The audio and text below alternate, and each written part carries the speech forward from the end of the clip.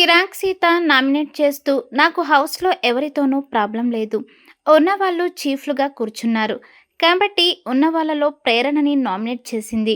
నిఖిల్ తమపై ఆధిపత్యం చెలాయిస్తుంటే అతని సుపీరియర్ అతని మాట వినాలని ఈమె చెప్పడం నాకు నచ్చలేదని చెప్పింది. అలాగే ఇగో తీసుకోవద్దు అతని మాట విను అని అనడంతో కరెక్ట్ కాదని, ఇక్కడెవరు ఎక్కువ కాదు, తక్కువ కాదు. నాకు బిగ్ బాసే సుపీరియర్ తప్ప నిఖిల్ కాదు. ఆ పదాలు మాట్లాడడం వల్ల హర్ట్ అయ్యానంటూ ప్రేరణని నామినేట్ చేసింది. దాంతో ఇద్దరి మధ్య డిస్కషన్ నడిచింది. ఆ తర్వాత మరో డేరింగ్ స్టెప్ వేసింది కిరాక్ సీత. తాను విష్ణుప్రియని నామినేట్ చేయాలని అనుకున్నానని, కానీ ఈ డిస్కషన్ తర్వాత అభిప్రాయం మారిందని చెప్తూ బేబక్కని నామినేట్ చేసేసింది కిరాక్ సీత. విష్ణుప్రియని నామినేట్ చేద్దామని అనుకున్నానంటూ ఆ పేరు చెప్పడం వల్ల ఆమెను తిరిగి నామినేట్ చేసే ప్రమాదం ఉన్నా కూడా భయపడకుండా ఆ పేరు చెప్పింది సీత.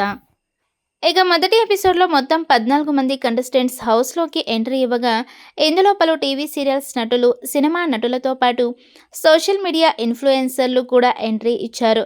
ఇకపోతే ఈసారి బుల్లితెర నటులు ఎక్కువగా ఉండడంతో టెలివిజన్ ప్రేక్షకులు ఎక్కువగా ఆసక్తి చూపుతున్నారు.